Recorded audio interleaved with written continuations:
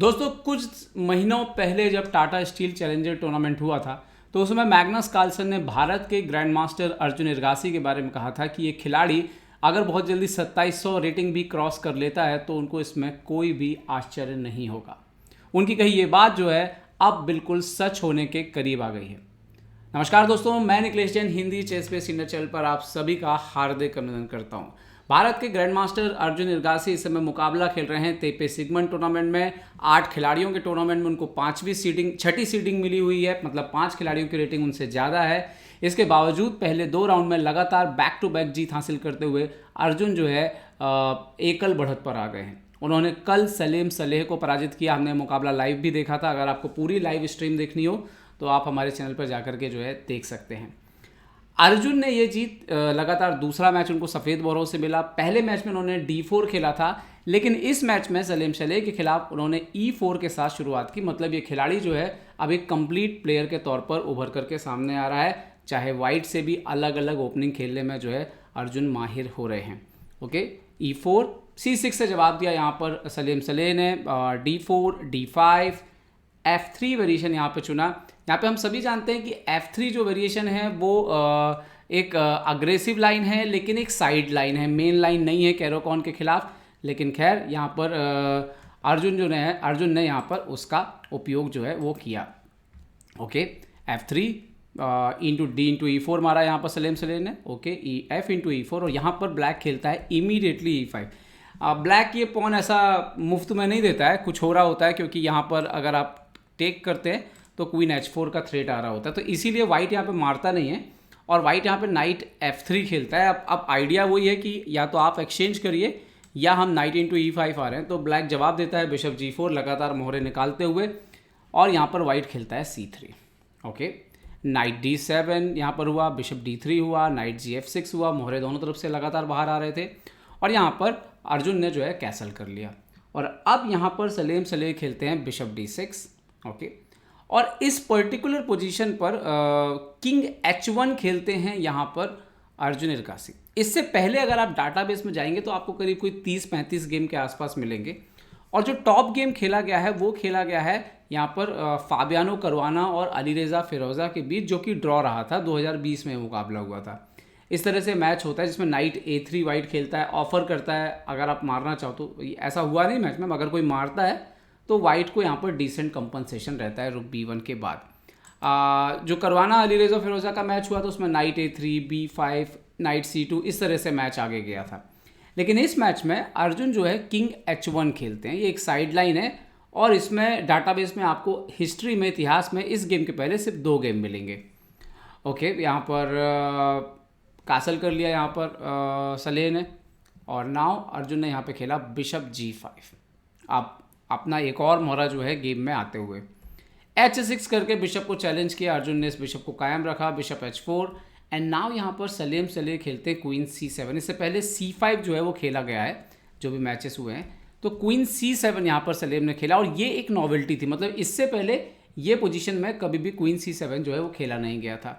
Okay, Arjun ने अपना piece निकालना जारी रखा, नाइट BD2। यहाँ पर अब सलीम खेलते हैं B5। अच्छा, अब इस पोजीशन में ब्लैक जो है वो क्वीन साइड से खेलने की कोशिश कर रहा है। ठीक है, वाइट आप यहाँ पे देखोगे कि सबसे पहले तो इन्होंने रुक C1 लेके आया। वाइट जो है वो सेंटर से और किंग साइड से जो है प्ले करने की कोशिश करेगा। मोस्टली किंग साइड अर्जुन का जो है खासतौर पे F3 वेरिएशन में जब ये FE4 एक्सचेंज शुरुआत से हो चुका है, उसके बाद आप देखिए कि ये एक ओपन फाइल ऑलरेडी शुरुआत से जो है उनको मिली हुई है।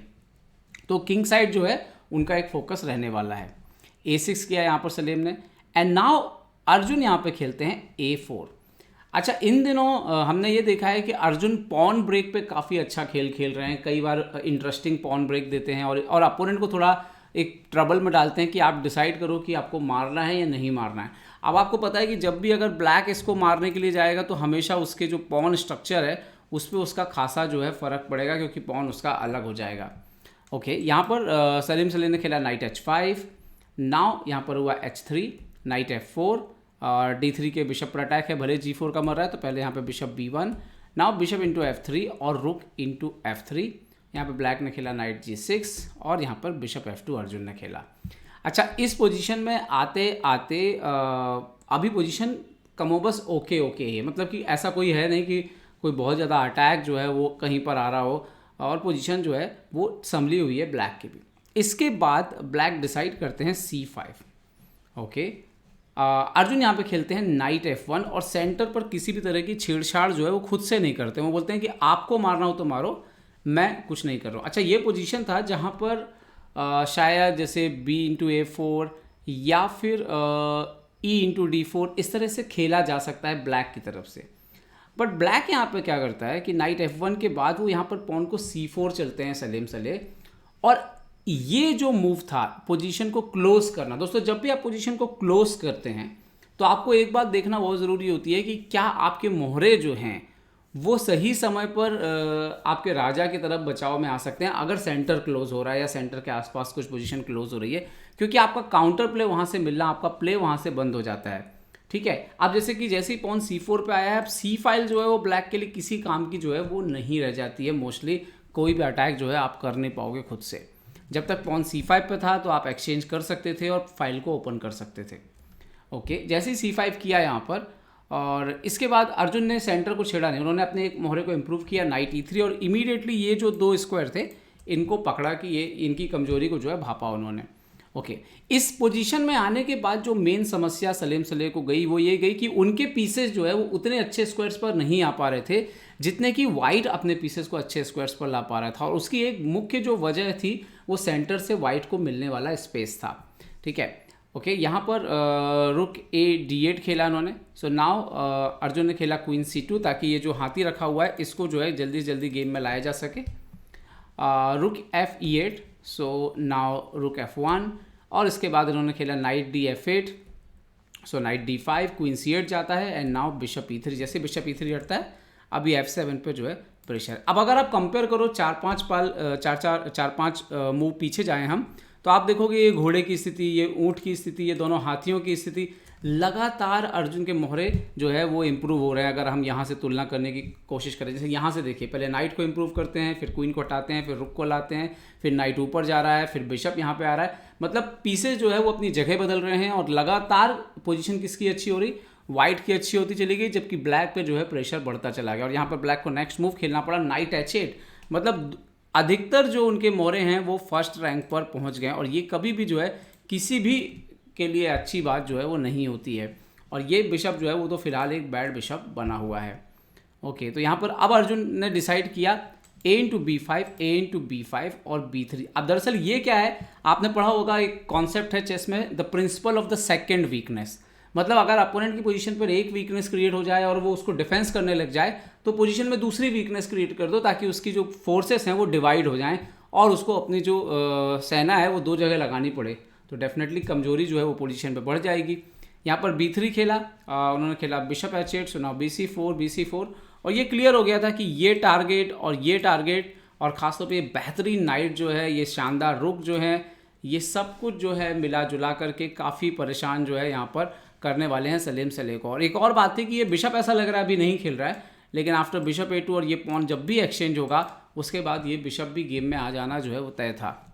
ओके, उन्होंने खेला यहाँ पर क्वीन F2, यहाँ पर क्वीन B7, सो क्वीन H4, आक्रमण करने की बिल्कुल तैयारी है। इवन बिशप H6 जैसे मूव भी आना शुरू हो गए, तो उन्होंने खेला नाइट G6, क्वीन G4, यहाँ पर खेला उन्होंने queen C6, so now night B4, यहाँ पर आगे गए। यहाँ पे बिशप इंटू H6 जैसा भी कुछ हो सकता था, बिशप H6 थोड़ा सा एक इंटरेस्टिंग कॉन्सेप्ट था यहाँ पर। खैर, इन्होंने खेला नाइट B4, यहाँ पे गए queen D6, D5, pawn push. अब ये वाला जो D5 है ये इंपॉर्टेंट इसीलिए है कि एक तो ये 2 इंपॉर्टेंट स्क्वायर कवर कर रहे हैं, नाइट ऊपर आ रहा है, और बिशप भी ज़रूरत पड़ने पर जो है वो और ओपन अप हो चुका है। तो यहाँ पर बिशप C7, तो ज़्यादा मूव्स थे ही नहीं ब्लैक के पास। आप देखो कि ब्लैक थोड़ा क्रैम्प्ड है ऑलरेडी। तो यहाँ पर बिशप A2, अभी C4 के पॉन को टारगेट किया। ब्लैक के लिए बचाना जो है वो बहुत ही मुश्किल काम था। यहाँ पर आप देख सकते हो कि उस पर सपोर्ट ही जो है वहाँ तक नहीं पहुँच रहा है।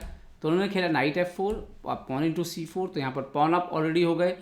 और इसका खेला नाइट जब जैसे इन्होंने नाइट G6 खेला, उसके बाद जो है उनका जो घोड़ा है यहाँ पर वो ट्रैप हो गया। इन्होंने सबसे पहले तो खेला नाइट C6, रुक E8 और फिर G3। और ये घोड़े के पास आप देखिए कि जाने के लिए कोई जगह नहीं है।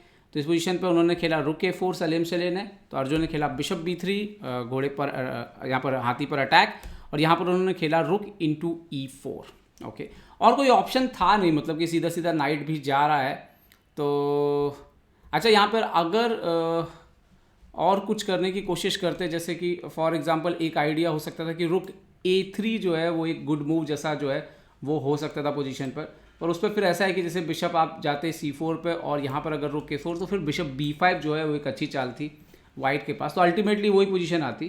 तो उन्होंने खेला रुक इंटू E4, यहाँ पर पॉन मारा, एंड नाउ क्वीन F5, सो रुक इंटू E3, क्वीन C5, यहाँ पर हाथी पर अटैक किया, रुक Fe1, सो नाइट इंटू D5, और वो जो नाइट है वो उनका बच गया, लेकिन एक्सचेंज डाउन यहाँ पर ऑलरेडी हो गए थे सलेम सले। और यहाँ पर अर्जुन ने एक बेहतरीन मूव ढूंढी, क्वीन D7। आप देखिए कि ये भी हैंगिंग है, यहाँ पर ये भी हैंगिंग है, और ऑलमोस्ट फोर्स कर दिया एक बेहतर एंड गेम में कन्वर्ट करने के लिए। रुक E6 आई, जो कि ओनली पोजीशन में बेस्ट मूव थी, क्वीन D5, यहाँ पर queen into C6, queen into C6 exchange किया अर्जुन ने, रुक इंटू C6 और रुक F1। अर्जुन के खेल में ये भी एक बड़ी खास बात है कि वो इस बात को बहुत अच्छे से समझते हैं कि कभी कभी जब पोजीशन बहुत अच्छी होने के बाद भी टैक्टिकली कुछ फिनिश नहीं हो रहा होता है, तो वो पोजिशनली उस गेम को आराम से एंड गेम में ले जाके अपोनेंट को हरा देते हैं। और यहाँ पे भी वही हुआ, एक्सचेंज अब थे, F7 का पॉन बच नहीं रहा था, तो ओनली मूव था रुक F6, रुक into F6, pawn F6, then रुक D3, अभी रुक D7 का थ्रेट है, नाइट F8 से रोका, सो नाउ G4, F5 के स्क्वायर को H5 के स्क्वायर को कंट्रोल किया, king G7, bishop D5, bishop B6, so now C4, उन्होंने खेला नाइट G6, अभी नाइट F4 का थ्रेट है, सो रुक B3, बिशप D4, सो रुक B7 सॉरी, एंड उन्होंने खेला नाइट F4। और आप देखो कि रुक इंटू F7 आ सकता है, लेकिन वो ब्लंडर है अभी, तो पहले किंग से बचाया। उन्होंने खेला king G6, so king G3, knight E2 check, king F3, knight G1, so king G2, knight E2, and then H4।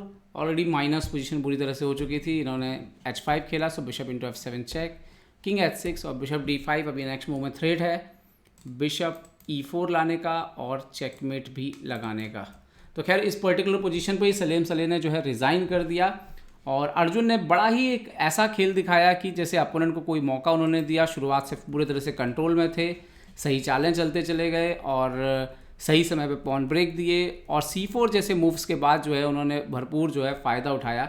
इससे एक बात साबित होती है कि अर्जुन जो है वो दिन पर दिन बेहद मजबूत होते जा रहे हैं, पोजिशनली समझ भी उनकी बहुत इंप्रूव हो रही है, साथ ही साथ वो रिस्क लेने से पहले से भी नहीं डरते हैं, और वो इस तरह की कॉम्प्लिकेटेड पोजीशन खिला रहे हैं अपोनेंट को, जहां पर उनके अपोनेंट को थोड़ा सा जो है वो प्रॉब्लम जा रहा है। तो उम्मीद करता हूं दोस्तों ये वीडियो आपको खैर पसंद आएगा। खैर जाते जाते एक बात और आपको दिखा दूँ कि रैंकिंग में क्या हो गया है। इस मैच को जीतने के बाद अर्जुन जो है वो विश्व में 51वें नंबर पर पहुँच गए, 51 नंबर पर पहुँच गए हैं, और लाइव रेटिंग उनकी 2685.5 हो चुकी है। तो इसका मतलब है कि 2700 जो है वो अब ज़्यादा दूर रह नहीं गया है। तो उम्मीद करता हूँ ये वीडियो आपको पसंद आएगा। पसंद आया तो लाइक शेयर और सब्सक्राइब करना ना भूलें। देखते रहिए chess base India. Chess base India के लिए मैं निखिलेश जैन। जय हिंद दोस्तों।